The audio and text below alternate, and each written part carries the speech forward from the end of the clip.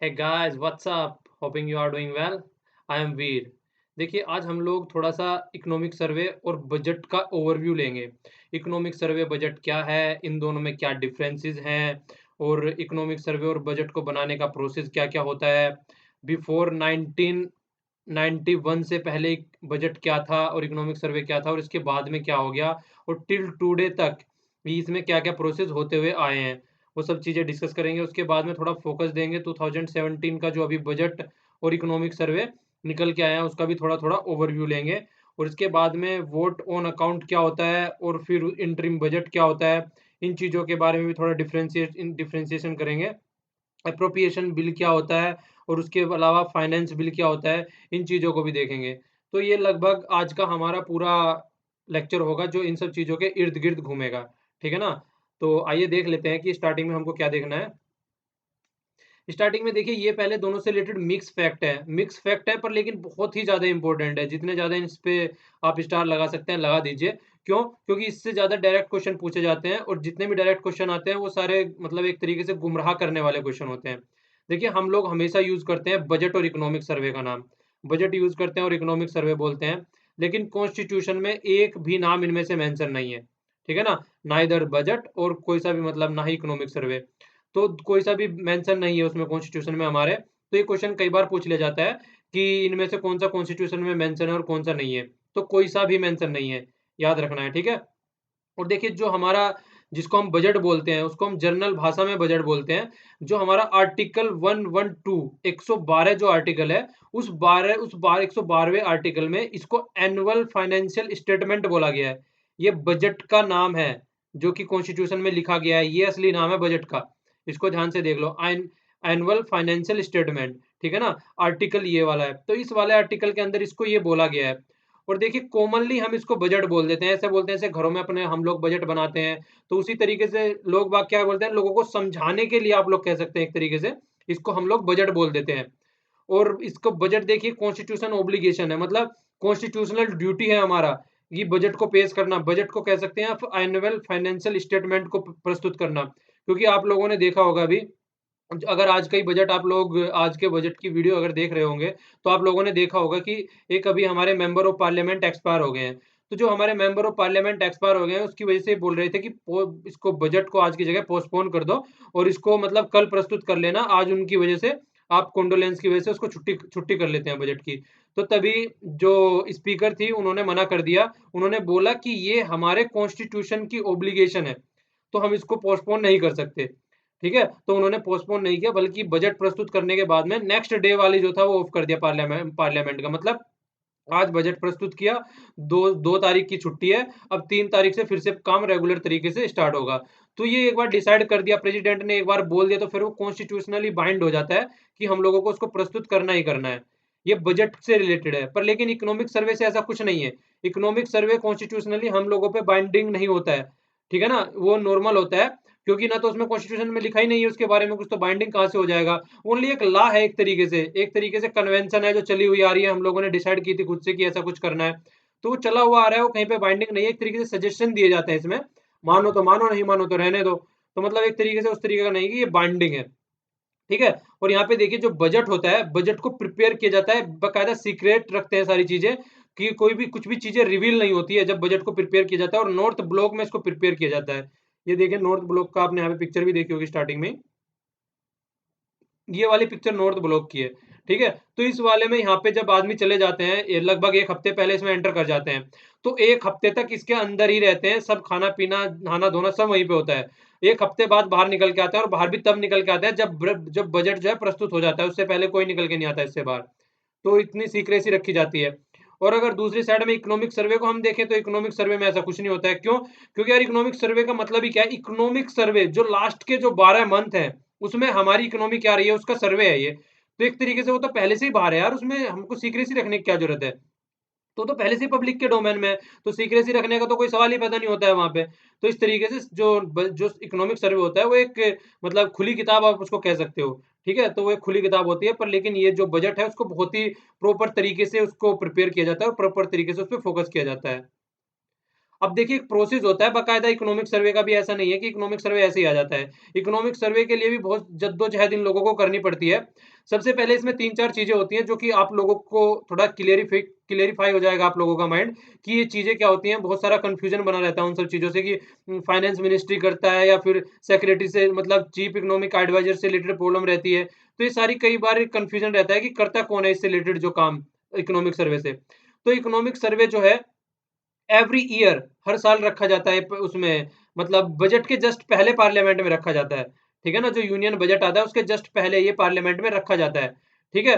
तो जो first draft था इकोनॉमिक सर्वे का, उसके बारे में बोल रहे हैं कि जो पहले ड्राफ्ट बनाया जाता है इकोनॉमिक सर्वे का, तो ये क्या कह रहे हैं कि department of economic affairs and finance ministry ये दोनों मिलके इसका फर्स्ट ड्राफ्ट तैयार करते हैं। ठीक है?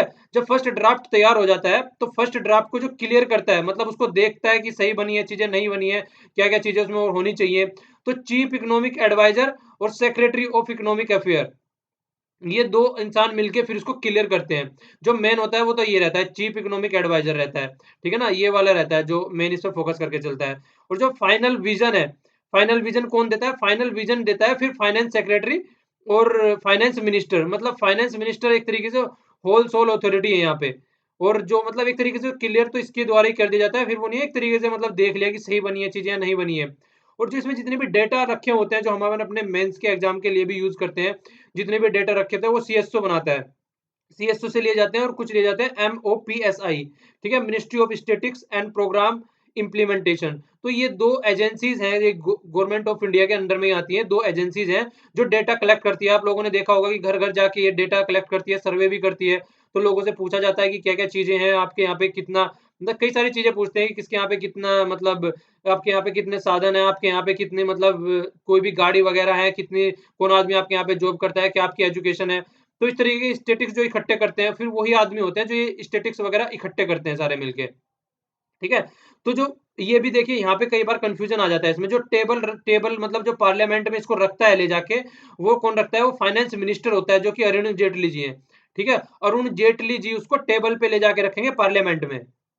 तो यहाँ पे आपको अपने माइंड में क्लेरिफिकेशन करके चलना है क्या, जो चीफ इकोनॉमिक एडवाइजर होते हैं, जो कि अरविंद सुब्रमण्यम जी है, वो क्या करते हैं, वो तो इसको क्लियर करते हैं मतलब कंप्लीट प्रिपेयर करते हैं, फिर उसके बाद में नाम भी जो लिखा होता है, वो अरविंद सुब्रमण्यम का लिखा रहता है। उस पे अगर आप सर्वे को ढंग से देखेंगे, वहाँ पे फाइनेंस मिनिस्टर का नहीं रहता है। पर लेकिन जो टेबल पे रखता है पार्लियामेंट में, वो फाइनेंस मिनिस्टर रखेगा। क्यों? क्योंकि यार यही तो जनता के द्वारा चुन के आया जाता है, अरविंद सुब्रमण्यम थोड़ी ना जनता के द्वारा चुन के आए गए हैं। ये तो एक आईएएस ऑफिसर होते हैं जो नॉर्मल अपना एग्ज़ाम क्लियर करके आते हैं।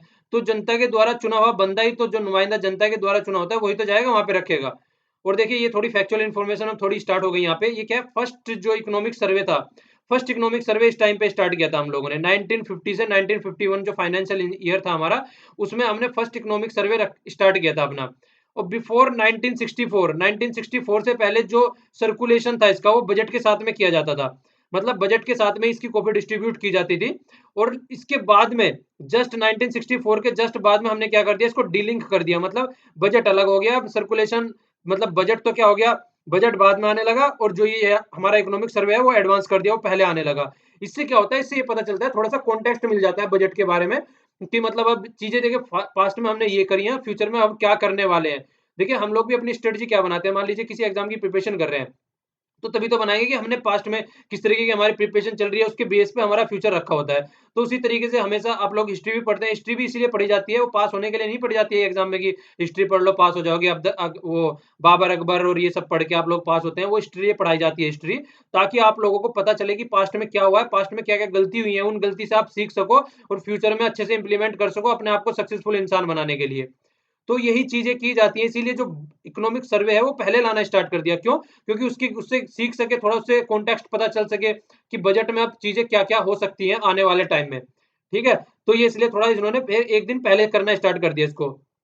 और ये एनुअल इकोनॉमिक डेवलपमेंट होता है मतलब कंप्लीट जो 1 साल में जो भी इकोनॉमी होती है, उसका कंप्लीट डेवलपमेंट होता है। एग्रीकल्चर में क्या हुआ, हमारे फाइनेंशियल सेक्टर में क्या हुआ, इंडस्ट्रीज़ में हमारी क्या हुआ, तो बैंकिंग सेक्टर में क्या चल रहा है।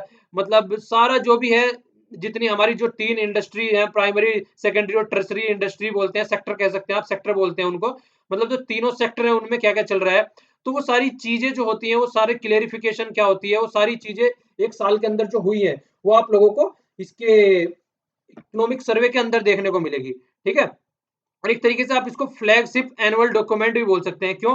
फ्लैगशिप क्या होता है? मतलब जिसके ऊपर फ्लैग, एक तरीके से मान लीजिए फ्लैगशिप बोला इसने, मतलब एक ऐसा शिप जिसके ऊपर फ्लैग रखा हो, मतलब जो फ्लैगशिप हमेशा आगे रहेगा। मान लीजिए बहुत सारे शिप हैं, तो शिप क्या कर रहे हैं, सारे आगे चल रहे हैं, तो सबसे आगे वाला शिप जो होगा उसके ऊपर फ्लैग लगा होगा। क्यों? क्योंकि वो पीछे आने वालों को रास्ता दिखाएगा।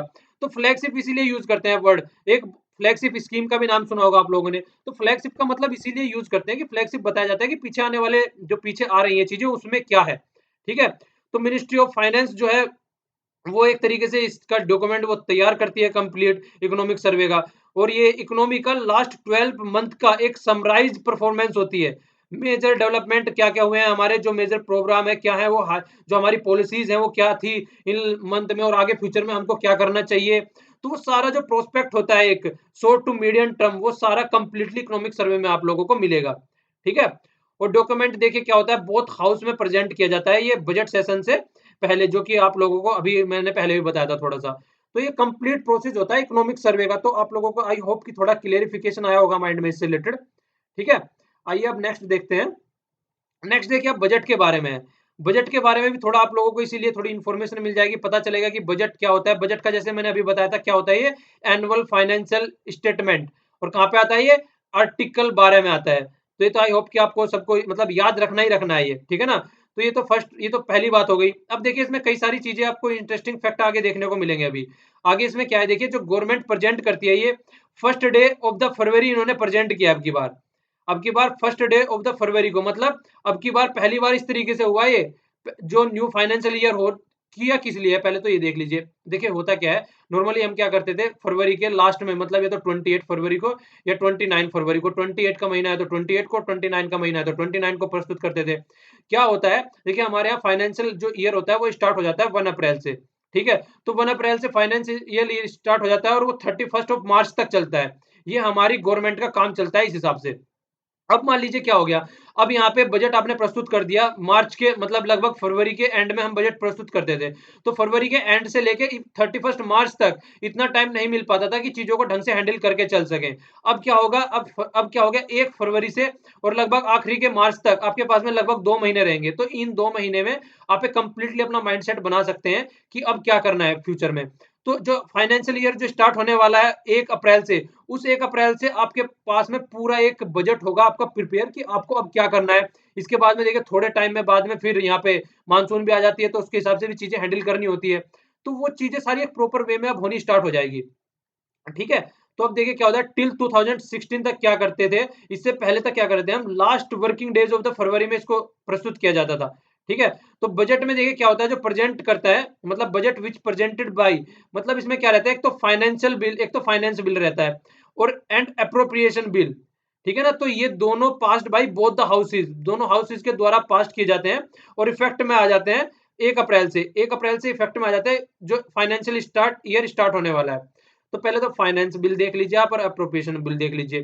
देखिए फाइनेंस बिल और एप्रोप्रिएशन बिल में इसमें थोड़ा-थोड़ा सा डिफरेंस है। एप्रोप्रिएशन बिल क्या होता है? मान लीजिए जैसे आज की डेट में गवर्नमेंट ने अपना बजट रख दिया, ठीक है? बजट रख दिया पर बजट पास थोड़ी ना हुआ है वो। बजट अभी फ्यूचर में आगे पास होगा, पास होने के बाद में तब गवर्नमेंट जो है पैसे निकाल पाएगी, ठीक है ना? कंसोलिडेटेड फंड से जो पैसे निकाले जाते हैं। तो क्या होता है देखिए, ये फंड होता है गवर्नमेंट ऑफ इंडिया का। अगर देखिए ये फंड, इसमें फंड में से पैसे निकालने के लिए प्रॉपर एक बिल होता है, एक बिल पास कराया जाता है पार्लियामेंट में, तब जाके इसमें से पैसे निकालते हैं। ये प्रोसेस किस लिए रखा गया? प्रोसेस इसलिए रखा गया, मान लीजिए अगर अगर हम ये चीज़ें ना रखते, कल को गवर्नमेंट चाहे तो कुछ भी कर लेगी यार। उनको तो किसी से पूछने की ज़रूरत नहीं पड़ेगी, एक बार पावर में आ गए तो फिर अपनी दादागिरी दिखाएँगे वो लोग। तो उनकी दादागिरी पे आप लोग कह सकते हैं कहीं न कहीं लगाम कसने के लिए, जिससे कि वो जनता के हिसाब से काम करें। क्यों? क्योंकि जब देखिए एक डेमोक्रेसी का मतलब यही होता है, जब सब मिल के काम करते हैं ना, तो एक प्रॉपर डिसीज़न निकल के आता है। अब मान लीजिए ऑटोक्रेटिक हो जाता है, कोई भी इस तरीके की चीज़ें हो जाती है, जैसे आप नॉर्थ कोरिया में देख लीजिए। नॉर्थ कोरिया में वो बंदे के बारे में ये बोला जाता है कि वो जैसे कपड़े पहनता है, ऐसे ही पूरी जनता कपड़े पहनती है। वो जिस तरीके के वहाँ पे मतलब खाना तो नहीं कहेंगे खैर, जिस तरीके के वो बाल कटाता है, ऐसे ही वहाँ पे पूरी जनता बाल कटाती है। तो अगर इस तरीके की चीज़ें यहाँ पे होने लगेंगी, यहाँ तो यार कहानी खत्म हो जाएगी। तो वो सब चीज़ें इतने लेवल पे ना पहुँचे, तो एक प्रॉपर वे में सारी चीज़ें की जाती हैं। तो ये एप्रोप्रिएशन बिल रखा जाता है। तो क्यों रखा जाता है कि साइड में एक तरीके से मतलब इन लोगों का काम चलता रहे और इन लोगों को पैसा मिल जाए, कंसोलिडेटेड फंड से पैसा निकालने के लिए, ठीक है? ड्यूरिंग द एक्सपेंडिचर, मतलब फाइनेंशियल ईयर का जो रहता है। तो एप्रोप्रिएशन बिल का मतलब क्या होता है एक तरीके से, एप्रोप्रिएशन बिल भी बोलते हैं इसको, रनिंग बिल भी बोलते हैं, सप्लाई बिल भी बोलते हैं, लेजिस्लेटिव मनी बिल भी बोलते हैं। एक तरीके से क्या है कि मनी स्पेंड करने की अथॉरिटी दे दी जाती है गवर्नमेंट ऑफ इंडिया को, कि जब तक चीज़ें ढंग से एक लेवल में ना आ जाए। ठीक है? तो ये तो इससे रिलेटेड हो गया और दूसरा क्या हो गया, दूसरा जो फाइनेंस बिल होता है, देखिए फाइनेंस बिल जो होता है, वो नॉर्मल बिल होता है। जिस तरीके से फाइनेंस बिल कोई ऐसी चीज़ नहीं होता है, फाइनेंस बिल में 3 चीज़ आ जाती है। मनी बिल आ जाता है, फाइनेंस बिल फर्स्ट आ जाता है और सेकंड आ जाता है। तो ये एक अलग टॉपिक हो गया। ये एक अलग टॉपिक हो गया कंप्लीट, ठीक है? तो फाइनेंस बिल ये कल कंप्लीट प्रोसेस हो गया एक और वो एक अलग चीज़ें हो गई। तो दोनों को इंटरमिक्स मत कीजिएगा। तो दोनों बिल्कुल डिफरेंट डिफरेंट चीज़ें हैं दोनों, ठीक है? तो यहाँ पे देखिए अब फिर आगे बोल रहे हैं इंटरिम बजट। एक तो वर्ड बोल रहे हैं इंटरिम बजट और एक बोल रहे हैं वोट ऑन अकाउंट। तो इंटरिम बजट और वोट ऑन अकाउंट में क्या डिफरेंस है? वोट ऑन अकाउंट देख लीजिए पहले। वोट ऑन अकाउंट क्या होता है? एक्सपेंडिचर, मतलब जो एक्सपेंडिचर करना होता है गवर्नमेंट को साइड में। मतलब किस तरीके से साइड में? मतलब एक तरीके से साइड में एक्सपेंडिचर करके चलना है इन लोगों को, मतलब एक तरीके से जो बजट रख रहे हैं तो उसके लिए इनको थोड़ा पैसा चाहिए ना। एप्रोप्रिएशन बिल, जब तक एप्रोप्रिएशन बिल पास होके आएगा आपका, एप्रोप्रिएशन बिल पास होके आएगा तभी तो आपको पैसा मिलेगा। जब तक एप्रोप्रिएशन बिल पास नहीं हो रहा है तब तक क्या करना है आपको? तब तक तो वोट ऑन अकाउंट से मतलब एक तरीके से आपको खर्चा निकालना है। एप्रोप्रिएशन बिल प्रॉपर पास होके आएगा उसके बाद में आप लोगों को पैसे मिलने स्टार्ट होंगे। क्यों? क्योंकि जब तक एप्रोप्रिएशन बिल पास नहीं होगा तब तक आप लोगों को पैसे नहीं मिल पाएंगे। तो एप्रोप्रिएशन बिल पास होने के बाद में आप लोगों को पैसे मिलेंगे। देखिए फिर से देखिए इसको यहाँ पे, appropriation bill give the power, consolidated fund से पैसा निकालने की पावर देता है आप लोगों को। तो जब तक आप लोगों को पावर नहीं मिल रही है वो, क्योंकि वो बिल अब तक पास नहीं हुआ है, तो तब तक गवर्नमेंट का खर्चा कैसे चलेगा? तो वो खर्चा चलाने के लिए गवर्नमेंट का ये वोट ऑन अकाउंट होता है। वोट ऑन अकाउंट मतलब एक्सपेंडिचर गवर्नमेंट का side by side expenditure complete होता रहे। और जो इन साइड बाय साइड, ठीक है ना? और जो एक तरीके से यहाँ पे 1 मिनट देखिए इसको। और जो इंटरिम बजट होता है, इंटरिम बजट का कॉन्सेप्ट डिफरेंट होता है। इंटरिम बजट क्या होता है? इंटरिम बजट एक तरीके से ऐसा होता है, जैसे आपको लोगों को थोड़ा एग्जांपल लेके समझाता हूँ। 2014 में इलेक्शन हुए, तो 2014 में जब इलेक्शन होने के बाद में लगभग जून में जाके चीजें सेट होनी स्टार्ट हुई। तो जून से लेके अब बजट प्रस्तुत करते हैं अगर ये, तो उतनी चीजें नहीं हो पाती है। या तो मतलब इस तरीके से चीजें, मतलब एक तरीके से कंप्लीट चीजें ना हो, एक हल्का सा इलेक्शन के टाइम पे या फिर इलेक्शन से पहले, मतलब जैसे कि इलेक्शन आने वाला है, ठीक है, तो उससे पहले तो इस तरीके की चीजें होती हैं कि ड्यूरिंग द इलेक्शन ईयर ये इंटरिम बजट लाया जाता है नॉर्मली, जब भी लाया जाता है, ठीक है। तो एक तरीके से कंप्लीट बजट के जैसा ही होता है, इसमें दोनों चीजें होती है, एक्सपेंडिचर भी होता है, रिसिप्ट भी होती है। तो इसमें दोनों चीजें होती है, कंप्लीट बिल के जैसा ही होता है, मतलब बिल कह रहा हूँ, सॉरी, फुल बजट के जैसा ही होता है। पर उसमें चीजें जो रहती है वो कंप्लीट नहीं रहती है, मतलब एक कम लेवल पे रहती है, ठीक है। एक कंप्लीट ईयर इंक्लूड नहीं होता है उसमें। अगर कंप्लीट ईयर होता तो फुल बजट बोल देते, तो इसलिए इसको इंटरिम बजट बोल देते हैं एक तरीके से। इसलिए इसका नाम इंटरिम बजट रखा गया, क्योंकि मिड बजट हो रहा है, एक तरीके से बीच में आ गई हैं चीजें। आई होप कि चीजें क्लियर हुई होंगी, थोड़ा ट्राई किया है मैंने। अगर कुछ कुछ भी डाउट आता है कुछ भी, तो यार थोड़ा कमेंट बॉक्स में लिख देना आप, ठीक है ना? हालांकि यहाँ पे मैं क्वेश्चन नहीं पूछ रहा हूँ, आगे से क्वेश्चन भी पूछने स्टार्ट करूंगा। अब देखिए दो चीजें हुई हैं, एक तो हुआ है प्री लिबरलाइजेशन, मतलब जो लिबरलाइजेशन हुआ है हमारे यहाँ पे 1991 में, क्या हुआ था, इकोनॉमी को हमने थोड़ा ओपन कर दिया था। तो प्री लिबरलाइजेशन चीजें क्या हुई थी, जो फर्स्ट बजट आया था, जो यूनियन बजट इंडिपेंडेंस इंडिया में, वो कौन लेके आया था इंडिपेंडेंस इंडिया में? तो यहाँ पे ये जो इंडिपेंडेंस इंडिया में फर्स्ट बजट आया था हमारा, इनका नाम है आर के सानमुखम चेट्टी। मतलब जो भी यार प्रोनाउंसिएशन ढंग से नहीं होता तो थोड़ा उसको इग्नोर किया करो, ठीक है। तो ये है इन्होंने जो फर्स्ट बजट प्रस्तुत किया था, तो ये यहाँ पे इन्होंने फर्स्ट बजट प्रस्तुत किया था 26 नवंबर 1947। तो ये इन्होंने फर्स्ट बजट निकल के आता है। फिर इसके बाद में जो फिजिकल ईयर, मतलब लगभग इतने में, ये थोड़े फैक्ट वो है जो थोड़े डिफरेंट फैक्ट है, सारे फैक्ट इंक्लूड नहीं किए मैंने यहाँ पे, ठीक है ना, जो थोड़े इंपॉर्टेंट इंपॉर्टेंट है वो किए हैं। उसके बाद में क्या हुआ देखिए, फिर यहाँ पे मतलब ये मुरारजी देसाई जी ने यहाँ पे बजट प्रस्तुत किया है, ये इस टाइम पे और इस टाइम पे। यहाँ पे थोड़ा सा फैक्ट ये है मुरारजी देसाई जी से रिलेटेड, दो बार इन्होंने अपने, एक ओनली ऐसे आदमी है जिन्होंने ओनली फाइनेंस मिनिस्टर इनके बर्थडे पे इन्होंने अपना जो बजट है वो प्रस्तुत किया है। बर्थडे भी देखिए कितना कितना अच्छा है, 29 फरवरी, मतलब 4 साल में एक बार आए। ऐसा बर्थडे हो या ऐसे डे पे शादी हो जाए तो मजा ही आ जाए, 4 साल में एक बार बनाए धूमधाम से। तो देखिए 4 साल में मतलब एक बार आ रहा है इनका, तो उस पर इन्होंने बजट प्रस्तुत किया। तो ये ओनली ऐसे आदमी थे जिन्होंने मतलब अपने बर्थडे में प्रस्तुत किया। आफ्टर इन्होंने जब रिजिग्नेशन दे दिया, फिर Indira Gandhi ji I prime minister बन के, तो ओनली वुमेन फाइनेंस मिनिस्टर, आज तक कोई भी वुमेन इनके अलावा फाइनेंस मिनिस्टर बनी ही नहीं है। तो ये भी एक फैक्चुअल हो गया, थोड़ा सा इसको याद रखना, ये भी बहुत अच्छी, मतलब बहुत अच्छा फैक्ट है एक तरीके से वुमेन से रिलेटेड, ठीक है। प्रणब मुखर्जी जो कि आज की डेट में हमारे प्रेसिडेंट ऑफ इंडिया है, इन्होंने फर्स्ट राज्यसभा के मेंबर थे जिन्होंने जिन्होंने मतलब फाइनेंस फाइनेंस पोर्टफोलियो, मतलब फाइनेंस मिनिस्टर थे, इनके पास में फाइनेंस पोर्टफोलियो था।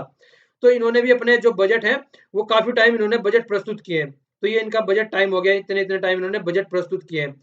और देखिए इसके बाद में मनमोहन सिंह जी थे जो एक मेन आदमी थे 1991 और 1992 में जब हमारे यहाँ पे लिबरलाइजेशन स्टार्ट हुआ था, तब इनकी वजह से वो चीज़ें हुई थी। बहुत से आदमी ये भी कहते हैं यार अगर मनमोहन सिंह मतलब फाइनेंस मिनिस्टर बने रहते तो इंडिया आज की डेट में कहीं और होता। मतलब इनको प्राइम मिनिस्टर ऑफ इंडिया की पोस्ट नहीं लेनी चाहिए थी। ये इसके ऊपर बहुत सारे क्रिटिसिज्म निकल के आते हैं। क्यों? क्योंकि प्राइम मिनिस्टर की पोस्ट पे रह के इन्होंने कभी खुद के डिसीजन लिए ही नहीं है। ऐसा बोला जाता है कितना क्रिटिसाइज़ किया गया है इनको पूरे ड्यूरेशन में। तो ये देखिए कुछ फैक्ट थे जो मतलब लिबरलाइजेशन से पहले थे, ठीक है? हालाँकि फैक्चुअल चीज़ें ज़्यादा हो गई हैं पर लेकिन यार इंटरेस्ट बनाने की कोशिश करो। देखिए पढ़ना है हम लोगों को। तो ये तो लिबरलाइजेशन से पहले हो गई और अब लिबरलाइजेशन के बाद की चीज़ें देखते हैं। लिबरलाइजेशन के बाद में क्या हुआ फिर भी मनमोहन सिंह ही आए। पीवी नरसिम्हा राव थे उस टाइम पे। देखिए हिस्ट्री की चीज़ें हैं थोड़ा-सा। हिस्ट्री में एक प्रधानमंत्री सीरीज़ है यार, यूट्यूब पे। आप उस सीरीज़ को देखियो आपको बहुत सारी चीज़ें क्लियर हो जाएँगी। तो मतलब यूट्यूब पे जाना प्रधानमंत्री डालना वहाँ पे, प्रधानमंत्री के नाम से सीरीज़ है पूरी। तो मतलब देखना उसमें बहुत सारी चीज़ें आपकी क्लियर हो जाएँगी, ठीक है? इसके बाद में क्या हुआ देखिए इकोनॉमी जो है हमारी ओपन कर दी गई, तो मतलब एक तरीके से फ़ॉरेन इन्वेस्टमेंट पे फ़ोकस किया गया और जो इम्पोर्ट ड्यूटी वगैरह थी वो कम कर दी गई। तो 100 प्लस परसेंट मतलब एक तरीके से चल रही थी उसको 50 पर लेके आ गए, 300 ठीक है ना? तो 300 से मतलब एक तरीके से 300 से 50% पे लेके आ गए, तो इतना ज़्यादा चीज़ें मतलब रिड्यूस की गई, एक तरीके से ओपन कर दी गई इकोनॉमी। और कॉन्स्टिट्यूशनल क्राइसिस था आई के गुजराल के टाइम पे, तो स्पेशल स्पेशल मतलब सेशन ऑफ द पार्लियामेंट बुलाया गया, जिसमें बजट पास किया गया। तो विदाउट डिबेट पास किया गया ये भी याद रखना, ये आई के गुजराल जी के टाइम पे हुआ था और ये वाला इसका ड्यूरेशन था। ठीक है? उसके बाद में फिर भारतीय जनता पार्टी आ गई इनकी गवर्नमेंट जाने के बाद में और उसके बाद में तो आप लोग सब जानते ही हैं 2012 तक तो प्रणब मुखर्जी ने बजट प्रस्तुत किया। उसके बाद में फिर यहाँ पे चिदम्बरम जी आ गए। प्रणब मुखर्जी जब प्रेसिडेंट बन गए इंडिया के और तब से लेके हमारे फाइनेंस मिनिस्टर अरुण जेटली जी लगे हुए हैं। रेस तब से इनकी चल रही है। तो यहाँ पे थोड़ी-सी देखने लायक ये है देखिए 28 को आता था पहले, ठीक है? 29 की साल था, क्यों? क्योंकि लीप ईयर हो गया। तो 29 का हो गया तो फिर 29 को आ गया। अब से यहाँ पे स्टार्ट हो गया है ये 1 फरवरी। तो ये चीज़ें थोड़ा याद रखना। अब देखिए इंटरेस्टिंग फैक्ट अब आगे आने वाला है। ट्रेडिशंस क्या-क्या हैं जो कि हमारे बजट से रिलेटेड है, जो हमारे बजट से रिलेटेड ट्रेडिशन चली हुई आ रही है वो क्या-क्या है? देखिए बहुत ही इंटरेस्टिंग है। पहले तो टाइम के बारे में इन्होंने डिस्कस किया है। टाइम, टाइम देखिए क्या है अंटिल 1999 1999 तक जो था हमारा बजट जो था शाम को 5 बजे प्रस्तुत होता था। Last working day of the month जो कि हम पहले डिस्कस कर चुके हैं। क्यों होता था ये प्रस्तुत? ये प्रस्तुत इसलिए होता था क्योंकि पहले तो क्या करते थे हम पहले क्या करते थे देखिए हम जो 1947 तक हमारी देश था गुलाम, ठीक है? तो जब तक हमारा देश गुलाम था, तब तक ये क्या करते थे, पहले तो अपना बजट प्रस्तुत करते थे वहाँ पे, अपने वाली कंट्री में, ठीक है? तो फिर उसके बाद में आके शाम पहले मतलब नून में तो अपने वहाँ पे प्रस्तुत कर देते थे, फिर शाम को आके हमारे यहाँ प्रस्तुत कर देते थे। तो फिर इसीलिए वो ट्रेडिशन चली हुई आ रही थी, तो जो वो ट्रेडिशन तोड़ी गई, वो यशवंत सिन्हा जी ने तोड़ी गई। एनडीए की गवर्नमेंट मतलब एनडीए की गवर्नमेंट थी अटल बिहारी वाजपेयी जी के टाइम पे, तो उसको रिचुअल्स को चेंज करके 2001 के यूनियन बजट को हमने 11 एएम पे करना स्टार्ट कर दिया। यार देखिए हमारी कंट्री की जो सबसे बुरी कंडीशन लगती है वो पता है क्या? वो यही है। मतलब चीज़ों को समझने में कितना टाइम लगाते हैं। ये देखिए हमारी कंट्री जो लग रही है वो लगभग 200 साल तक गुलाम रही है। 200 साल तो हम लोगों को ये समझने में लग गए कि हम गुलाम हैं। ठीक है? क्यों? क्योंकि उससे पहले राजा थे। राजा अपनी मनमानी चलाया करते थे। अब राजा को हटाते-हटाते लगभग अब बीच में कौन आ गया? राजा अब तक गए भी नहीं थे ढंग से, बीच में अंग्रेज आ गए। तो बेचारों को जो हमारी देश की पॉपुलेशन है उनको तो ये लगा यार जैसे वे थे ऐसे ही हैं, हमारे ऊपर तो कोई डिफरेंस पड़ ही नहीं रहा। जिस तरीके से राजा करते थे हमारे साथ में अब ऐसे अंग्रेज कर रहे हैं। तो वो चीज़ें समझ में ही नहीं आ पाई तब तक। फिर उसके बाद में जो मतलब हमारी जो थोड़ी अवेकन क्लास निकल के आई, एक लिबरलाइज़ क्लास जो हमारी निकल के आई, नेहरू जी, गांधी जी और ये सब पटेल जी मतलब जो अच्छे-अच्छे लीडर थे सारे, इनसे पहले भी थे जो पुराने-पुराने लीडर थे। तो बहुत सारे जब लीडर निकल के आए उन्होंने समझाना स्टार्ट किया। एक तरीके से स्वामी विवेकानंद जी को भी ले लीजिए। तो जब इन्होंने लोगों को समझाना स्टार्ट किया, उसके बाद में लोगों की बुद्धि खुलनी स्टार्ट हुई कि ऐसा है कि अपना दिमाग खोलो और देखो कि हो क्या रहा है। तो यही चीज़ ऐसी हो रही है देखिए मतलब आज़ाद कब हुआ था हमारा देश और आज़ाद होने के कितने साल बाद में 50 साल से भी ज़्यादा साल बाद में इन लोगों को ये समझ में आ रहा है कि यार शाम को कोई बजट प्रस्तुत कर रहे हो यार आँखें खोलो और इसको सुबह को प्रस्तुत करना स्टार्ट करो। मतलब क्यों फ़ॉलो कर रहे हैं? और देखिए मतलब चेंज भी करना नहीं समझा मतलब इतने अच्छे-अच्छे आदमी हैं, समझदार-समझदार आदमी हैं। कुछ ऐसी चीज़ें मतलब गवर्नमेंट ख़ैर एनडीए की आई तो उन्होंने स्टेप्स लिया। फिर डेट से रिलेटेड ले लीजिए, डेट्स की अब ट्रेडिशन भी तोड़ दिया एनडीए गवर्नमेंट ने फिर से। मतलब देखिए मैं ये चीज़ें बोल रहा हूँ, इसका मतलब ये नहीं है कि मैं एनडीए का फॉलोवर हूँ, ठीक है? मैं ओनली एक जनरल व्यू दे रहा हूँ। जनरल व्यू ये बता रहा हूँ आप लोगों को कि मतलब लोगों को समझने में कितनी देर लगाते हैं चीज़ों को। उसके बाद में देखिए कॉलोनियल एरा की जो ट्रेडिशन चली हुई आ रही थी, वो भी इन्होंने आके अब तोड़ दी। लास्ट वर्किंग डे को हटा के अब फर्स्ट वर्किंग डे कर दिया। इसमें अरुण जेटली जी हो गए इसके मतलब जानने मतलब जो लास्ट वाला भी इन्होंने ही प्रस्तुत किया था, लास्ट ईयर वाला भी और अब कभी इन्होंने ही प्रस्तुत किया है। तो नरेंद्र मोदी की गवर्नमेंट में फिर से एनडीए की गवर्नमेंट आ गई यहाँ पे। और सबसे बड़ा एक ये भी ट्रेडिशन इन्होंने तोड़ दी, रेल बजट को इंक्लूड कर दिया गया। ये भी देख लीजिए, रेल बजट मैंने अभी लास्ट वाला जो हमारा यूट्यूब पे लेक्चर है, कल परसों में जो डिस्कस किया था, रेल बजट के बारे में उसमें मैंने पूरी इन्फॉर्मेशन दी है कि क्या-क्या था, कहाँ से चल के आ रहा था, क्या चीज़ें आ रही थी। तो आप लोग वहाँ पे देख लीजिएगा जो 92 इयर्स की ओल्ड एज प्रैक्टिस थी वो हमने तोड़ दी, ठीक है ना? तो जो स्टडी लवर चैनल पे ही मतलब मैंने वो अपलोड किया था कल परसों अभी, तो उसको देख लीजिएगा आप। उसमें ओकवर्थ कमिटी क्या है, उसके बारे में बताया है, क्या-क्या चीज़ें निकल के आई थी, क्यों उसको बजट को हमने अलग किया था, फिर क्यों अब उसको मर्ज कर दिया गया है। तो बहुत अच्छे से हम लोगों ने वहाँ पे डिस्कस किया है, ठीक है? तो आप वो वाली वीडियो देख लीजिएगा। यहाँ पे देखिए एक हलवा सेरेमनी होती है, मतलब हलवा हलवा देखिए जो मतलब साउथ इंडिया वाले आई होप कि न पता नहीं मतलब जानते होंगे या नहीं जानते होंगे। तो मतलब ये मेनली क्या होता है इंडिया मतलब नॉर्थ वालों का होता है मतलब एक तरीके से पकवान होता है, स्वीट्स होती है, ठीक है ना? मिठाई बोल सकते हैं आप इसको। तो ये प्रिंटिंग ऑफ बजट जिस दिन स्टार्ट की जाता है, मतलब उसी दिन से क्या होता है ये सेरेमनी रखी जाती है। 1 हफ्ते के लिए पैक होने जा रहे हैं ये मतलब नॉर्थ ब्लॉक में सब 1 हफ्ते के लिए पैक होने जा रहे हैं। तो उससे पहले ये सेरेमनी मतलब एक तरीके से सेरेमनी ये स्टार्ट की जाती है, हलवा सेरेमनी जिसको बोलते हैं। इसको खाते कौन है? जो ऑफिसर्स खाते हैं वहाँ पे और स्टाफ्स मेंबर खाते हैं, जो कि हमारा बजट प्रिपेयर्ड करने जा रहे हैं। और इनको सर्व कौन करता है? फाइनेंस मिनिस्टर जी इनको सर्व करते हैं, सबको खिलाते हैं प्लेट में रख-रख के। आप लोगों ने देखा भी होगा न्यूज़ वगैरह में अगर देख रहे होंगे कई बार, चीज़ें मतलब दिखाते हैं न्यूज़ में भी इस चीज़ को। और देखिए क्या हुआ कि जो एक तरीके से ये चीज़ें हो गई, जो सेरेमनी होती है वो मतलब क्यों की जाती है एक तरीके से? वही है कि यार एक तरीके से जो कोई भी इम्पोर्टेंट वर्क करने जा रहे हैं, मान लीजिए आप पेपर भी देने जाते हैं, तो लोग बाग कहते हैं कि मीठी दही खा के जाना, मीठा जो होता है वो अच्छा रहता है। तो इसी तरीके से कुछ मीठा हो जाए कुछ काम करने से पहले तो मतलब इसी तरीके की इंटरेस्टिंग ट्रेडिशन है यार। देखिए लाइफ में ना इंटरेस्ट बना रहना चाहिए, कभी भी बोरियत नहीं आनी चाहिए लाइफ में। तो लाइफ को इंटरेस्ट बनाने के लिए इंटरेस्टिंग बनाने के लिए ये सब चीजें होती रहती हैं, तो इससे लाइफ में इंटरेस्ट बना बना रहता है। 7 दिनों के लिए यार एक कमरे में बंद होने जा रहे हैं, आपका एग्जाम होता है, आपको जब कमरे में पैक होना होता है तो आप लोगों की समझ में आता है कि दुनियादारी क्या चल रही है। तो 7-8 दिनों के लिए कमरे में पैक होने जा रहे हैं, तो इतना तो लोगों को कम से कम मतलब इंजॉयमेंट करना ही चाहिए। तो कह सकते हैं कि उस तरीके का इंजॉयमेंट है ये, ठीक है। आइए अब नेक्स्ट क्या है, नेक्स्ट देखिए अब ये बजट है हमारा, जो हमारा बजट आज प्रस्तुत किया गया है, ये उसके 10 थीम्स पे ये काम कर रहा है, 10 थीम्स है इसकी, ठीक है।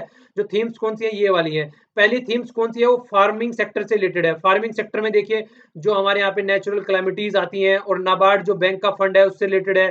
कृषि विज्ञान मतलब केंद्र बनाए जा रहे हैं सोil टेस्टिंग के लिए। तो ये हमारे मतलब मैं यहाँ पे ओनली ओवरव्यू दे रहा हूँ, ढंग से इसमें डिटेल्स में अंदर में नहीं जा रहा हूँ, ठीक है ना, ये चीज आप लोग याद रखना। दूसरा सेक्टर कौन सा है, वो रूरल है, रूरल पॉपुलेशन से रिलेटेड है, मतलब मनरेगा। एक तो मनरेगा की स्कीम से मतलब किन किन को कितना वो प्रोवाइड कराना है। और 100% इलेक्ट्रिफिकेशन, ये थोड़ा फैक्चुअल इन्फॉर्मेशन है, याद रखना। 100% इलेक्ट्रिफिकेशन का टारगेट दिया गया है, 2018 तक इनको कंप्लीट करना है। और यूथ देखिए, हमारी पॉपुलेशन के जो यूथ हैं, हमारी जो कंट्री की जो पॉपुलेशन है, जितने हमारे यूथ हैं यहाँ पे, उन यूथ को अगर देखा जाए मतलब मैक्सिमम जो जो मैं पहले बता चुका हूँ 35 से ईयर या 30 से ईयर की पॉपुलेशन है, बहुत ह्यूज। तो उनको स्किल डेवलपमेंट, एक तो इनको स्किल डेवलपमेंट मिशन है, उसके तहत इनको स्किल प्रोवाइड कराना है। और इनोवेशन फंड सेकेंडरी एजुकेशन के लिए, मतलब एक तरीके से इनोवेटिव एजुकेशन बनानी है और स्किल प्रोवाइड कराना है, जिससे कि हम एजुकेशन को मार्केट से अटैच कर सके, मतलब एजुकेशन खत्म होते ही आपको जॉब मिल जाए। आज की डेट में होता क्या है, देखिए कोई मतलब कुछ भी कर रहा है, बीटेक कर रहे हैं, पीएचडी कर रहे हैं, पता नहीं कहाँ-कहाँ तक पहुँच जाता है, पहुँचने के बाद भी ये नहीं रहता है कि जॉब मिल जाए। तो वो सब चीज़ें हर्डल हटाने के लिए ऐसी चीज़ें स्टेप्स हमारी जो गवर्नमेंट है वो ले रही है। आगे देखिए क्या है, पुअर और अंडर प्रिविलेज के लिए क्या आ रहा है, मतलब एक तरीके से महिला सशक्त केंद्र, एक तो ये बनाए जा रहे हैं, महिलाओं पे फोकस करने के लिए इंस्टीट्यूशनल डिलीवरीज वगैरह भी होती है, बहुत सारी चीजें होती हैं। और 2 एम्स भी यहाँ पे खोलने की बात चल रही है। एक झारखंड में खोलने की बात चल रही है और दूसरी गुजरात में। नए एम्स की बात यहाँ पे की गई है। और देखिए ये भी याद रखना है आपको, ठीक है ना? ये क्या है, एलिमिनेशन ऑफ द ट्यूबरकुलोसिस कब तक, 2000 मतलब 2025 तक, 2025, ठीक है। तो ये भी टारगेटेड है। देखिए कुछ टारगेट है जो आप लोगों को याद रखने हैं। एक तो ये वाला हो गया यहाँ पे, एक ये रूरल इलेक्ट्रिफिकेशन हो गया, तो बहुत ही ज्यादा इंपॉर्टेंट हो गया। ये भी इंपॉर्टेंट हो गया क्योंकि हेल्थ से रिलेटेड इशू आ गया थोड़ा सा, तो इसको भी आप लोगों को याद रखना है। इंफ्रास्ट्रक्चर में आ जाइए अब। इंफ्रास्ट्रक्चर में आप लोग जानते हैं कि रेलवे बजट को ऐड कर दिया गया है इसके साथ में।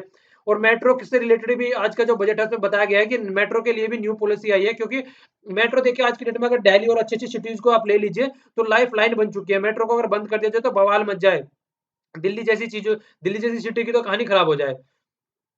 आगे देखिए कि आगे जो सेक्टर है उससे रिलेटेड बातें कर रहे हैं। जो फाइनेंशियल सेक्टर है वो स्ट्रॉन्ग मतलब फॉर स्ट्रॉन्ग इंस्टीट्यूशन, मतलब एफडीआई का फ्लो जो होता है, फॉरेन डायरेक्ट इन्वेस्टमेंट होता है, मतलब उसको कैसे करना है, उसको और ओपन करना है अपनी इकोनॉमी को या नहीं करना है। और भीम ऐप जो कि इन्होंने अभी लॉन्च किया है, भीम ये भीमराव अंबेडकर जी के नाम पे है, याद रखना इसको, ठीक है। भीमराव अंबेडकर जी के नाम पे आप लोगों ने बहुत सुने, तो हो सकता है कि डाउनलोड भी कर रखा हो, बहुत अच्छा है, सिंपल है एकदम। वहीं से ही आप इसमें ऐप मतलब आप ऐप को जब डाउनलोड करेंगे, इसमें डायरेक्ट ही बहुत सारी चीज़ें कर सकते हैं, बहुत सारे फंक्शन है इसमें, आप देखना चेक करके। मतलब बहुत ही सिंपल वे में इसको यूज़ करने का एक ऐसा बनाया कि नॉर्मली कोई भी यूज़ कर सकता है। और देखिए स्पीडी अकाउंटेबिलिटी, अकाउंटेबिलिटी होनी चाहिए सबकी, जो कोई भी है, चाहे गवर्नमेंट का नुमाइंदा है, चाहे प्राइवेट है, तो मतलब एक तरीके से सबकी अकाउंटेबिलिटी होनी चाहिए सोसाइटी के लिए हमारी। तो उसपे फोकस करना है, पब्लिक सर्विस एक अच्छी प्रोवाइड करानी है, एजुकेशन से रिलेटेड सर्विस हो गई या फिर बैंकिंग सर्विस हो गई या हेल्थ से सर्विस हो गई, तो वो सारी सर्विसेज़ भी अच्छी तरीके से प्रोवाइड करानी है। ठीक है? प्रूडेंट फिस्कल मैनेजमेंट, मतलब एक अच्छे तरीके का फिस्कल मैनेजमेंट करना है। देखिए बजट जो है हमारा वो इतना है, 21,47,000 करोड़, ये टोटल इतना बजट है हमारा, ये बजट की फिगर है। ठीक है? इतना हमको एक्सपेंडिचर करना है, टोटल इतना एक्सपेंडिचर, ठीक है ना? इसमें ये एक बहुत ही इंपॉर्टेंट चीज़ है जो ये भी आपको याद रखनी है। पहले क्या होते थे, 2 एक्सपेंडिचर होते थे, तो एक तो प्लान और एक होता था नॉन प्लान। थोड़ा-सा प्लान और नॉन प्लान के बारे में समझ लीजिए। देखिए एक साइड में होता है नॉन, एक साइड में होता है प्लान और एक साइड में होता है, एक साइड में होता है प्लान, एक साइड में होता है नॉन प्लान। मान लीजिए 2014 का यहाँ पे बजट आया, तो जैसे ही 2014 का बजट आया तो ये एक तरीके से प्लान हो गया ना, प्लान करके चीजें लेके आए हैं यहाँ पे। तो मान लीजिए इनको यहाँ पे न्यूक्लियर रिएक्टर बनाना है, ठीक है। जैसे तमिलनाडु में हम लोगों ने बनाया अभी रशिया की हेल्प से। तो चलिए उसका एक क्वेश्चन तो पूछ ही लेता हूँ, उसका नाम लिखिएगा आप कमेंट बॉक्स में, ठीक है। तमिलनाडु में जो हमने अभी जो रशिया की हेल्प से अभी यहाँ पे जो न्यूक्लियर रिएक्टर बनाया है, बिजली बिजली प्रोड्यूस करने के लिए, एनर्जी प्रोड्यूस करने के लिए, उसका कमेंट बॉक्स में नाम लिखना है आपको। तो मान लीजिए वो प्रोजेक्ट हमने स्टार्ट किया, मान लीजिए वो प्रोजेक्ट हमने 2000 में जितने में भी स्टार्ट किया, मुझे आइडिया नहीं है। तो प्रोजेक्ट मान लीजिए, मैं एग्जांपल लेने के लिए बोल रहा हूँ, मान लीजिए जैसे 2016 अभी 2017 का बजट आया, तो 2017 में हमने कोई भी प्रोजेक्ट स्टार्ट कर दिया, तो इस तरीके का मान लीजिए कोई प्रोजेक्ट हमने स्टार्ट कर दिया, तो 1 साल में थोड़ी ना कंप्लीट होगा वो। इतने लंबे प्रोजेक्ट होते हैं, वो 10-10 साल तक चलते हैं, 15-15 साल तक चलते हैं। तो जब तक ये फाइनेंशियल ईयर रहता है, ठीक है ना, तब तक तो चीजें चलती रहती हैं। तो एक तरीके से प्लान, मतलब जो प्लान के अंदर रहता है तब तक तो चलता रहता है। फिर उसके बाद में क्या हो जाता है, 5 ईयर प्लान का जैसे आप जिक्र कर दीजिए। 5 ईयर प्लान में मतलब 5 ईयर प्लान बनाया, तो 5 ईयर प्लान के अंदर जो प्रोडक्ट आ गया है, मतलब मतलब रिएक्टर ही ले लीजिए। 5 साल के अंदर एक रिएक्टर हमको बनाना है, 5 साल में अगर रिएक्टर बना ले रहे हैं तो सही है। अगर 5 साल के बाद में फिर अगला नेक्स्ट 5 ईयर प्लान आएगा, उसके बाद में क्या होना है, फिर ये नॉन प्लान हो जाएगा। क्यों? क्योंकि प्लान से बाहर हो गया ना। अब नेक्स्ट हमारा 5 ईयर प्लान आएगा, तो जो इस प्लान के अंदर हमने चीजें रखी थी वो तो नॉन प्लान हो गई। तो इसी तरीके का कॉन्सेप्ट होता है कि जो प्रॉपर जितना हम पीरियड डिफाइन करते हैं, उस पीरियड के अंदर काम हो रहा है तो प्लान है, और उस पीरियड से बाहर चला जा रहा है तो फिर वो नॉन प्लान हो जाता है। तो इन्होंने अब नॉन प्लान और प्लान वाला जो फंडा है, ये इन्होंने खत्म कर दिया अब यहाँ पे, ठीक है। तो इसी के बारे में ये बोल रहे हैं यहाँ पे, प्लान और नॉन प्लान वाली चीजें अब खत्म हो गई हैं। तो ये भी आप लोगों को याद रखना है, 2017 के बजट से खत्म हो रही है। और टैक्स एडमिनिस्ट्रेटिव से भी रिलेटेड देखिए, जो ऑनेस्ट आदमी है उनको टैक्स देने में, वो तो टैक्स देता है, लेकिन बहुत सारे आदमी हमारे यहाँ टैक्स नहीं देते हैं। टैक्स टू जीडीपी रेशो की अगर बात आती है, वो बहुत कम है हमारे यहाँ पे। तो इसको बढ़ाने की बात चल रही है कि इसको अच्छा लेके आना है। पॉपुलेशन देखिए इतनी ज़्यादा, लगभग 64% आदमी यहाँ पे, हमारे यहाँ पे 64 नहीं 68% आदमी लगभग वोट करते हैं। पर लेकिन जो यहाँ पे टैक्स टू जीडीपी रेशियो है वो बहुत कम है, मतलब इनके कंपेयर में मुझे लग रहा है कि शायद 17 के करीब है, 17 या 16 के करीब। क्लियर कर लेना इसको, मतलब कंफर्म नहीं है, मतलब बहुत कम है, कहने का मतलब ये है। तो उसको बढ़ाने की बात चल रही है। तो ये सारी चीज़ें यार इससे रिलेटेड हो गई, बजट से रिलेटेड हो गई, मतलब जो आज के बजट में इन्होंने प्रस्तुत की है। ठीक है? तो ये सारी चीज़ें मेरा बताने का पर्पज़ यही था एक तरीके से। अब थोड़ा-सा ये और देख लीजिए, देखिए मतलब कंसोलिडेटेड रेट से फंड से निकालते हैं, वोट ऑन अकाउंट होता है, तो मैंने आप लोगों को बता दिया। टैक्स टू जीडीपी रेशो ये होता है, टैक्स टू जीडीपी रेशो एक तरीके से कलेक्शन ऑफ द टैक्स होता है, मतलब कितना टैक्स कंपेयर किया है नेशनल मतलब नेशनल ग्रोस डोमेस्टिक प्रोडक्ट्स के बेस पे। तो ये यहाँ पे निकल के आता है, ठीक है ना? तो मतलब कितना कलेक्शन हो रहा है, जितना मतलब एक उसका रेशियो निकाल के लाते हैं यहाँ पे। और जो एम है एक तरीके से उसको इंक्रीज़ करने का ही रहता है। देखिए जितना इंक्रीज़ होगा उतना ज़्यादा फ़ायदेमंद रहेगा, उतना ही ज़्यादा हम गवर्नमेंट के पास में पैसे रहेंगे, और गवर्नमेंट के पास से पैसे रहेंगे तो सोशल सिक्योरिटी स्कीम को इम्प्लीमेंट कर पाएँगे वो लोग। ये तो सब कुछ देखिए यार बजट से रिलेटेड हो गया। अब देखिए इकोनॉमिक सर्वे है। अब ये लास्ट में इसलिए रखा है मैंने, इसको आप लोगों को बताना है। देखिए इकोनॉमिक सर्वे के 3 सेक्शन है। पहला सेक्शन ये है, दूसरा सेक्शन ये है और तीसरा सेक्शन ये है। इन सेक्शन में टोटल 14 चैप्टर हैं। ठीक है ना? तो ये अब हम लोगों को आगे कंटीन्यूअस में करना है। तो ये चैप्टर जो है मतलब यहाँ पे मैं इसके बारे में आपको बस यही बताने वाला था कि इसमें चीज़ें क्या दे रखी हैं। अब आने वाले टाइम में मैं कोशिश करता हूँ कि देखिए हर एक वीक में 2 से 3 चैप्टर हम डिस्कस करेंगे। पॉसिबली मतलब एक एप्रोक्सिमेशन लगा के चल रहा हूँ और तो पता चलेगा मतलब क्या करना है। अभी मेरा ये ओनली एप्रोक्सिमेट है, ठीक है ना? और देखिए आप लोग कमेंट कीजिएगा किस तरीके से करना चाहिए, कितना चैप्टर होने चाहिए या क्या-क्या चीज़ें करनी चाहिए। वो मैं आप लोगों के कमेंट के बेस पे काम करूँगा, अपने आप खुद से कुछ नहीं करूँगा मैं। क्योंकि यार देखना आप लोगों को ये अगर आप लोगों की समझ में नहीं आ रहा है तो फिर कोई काम करने का सवाल पैदा नहीं होता है। तो आप लोग कमेंट कीजिएगा कि चीज़ें किस तरीके से चल रही हैं।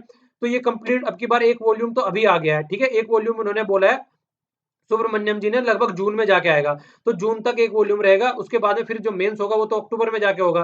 तो मेंस से पहले फिर 1 वॉल्यूम आ जाएगा तो फिर वहाँ पे उसको कवर कर लेंगे। तो जून तक अभी हमारे पास 1 वॉल्यूम है, तब तक इसको चाट दो अच्छे से। तो इसको अच्छे से प्रिपेयर करते हैं तब तक जिससे इस कम से कम इससे कोई क्वेश्चन बाहर ना निकल पाए तब से, ठीक है ना? तो देखिए ट्राई करेंगे कि डेली 2-2 3-3 चैप्टर होते रहे। तो ये चैप्टर एक बार आप लोग देख लीजिएगा और पीडीएफ भी आपको मतलब अवेलेबल हो जाएगी यहीं पे। तो ये आज के लिए इतना ही। Thanks a lot for listening. जय हिंद।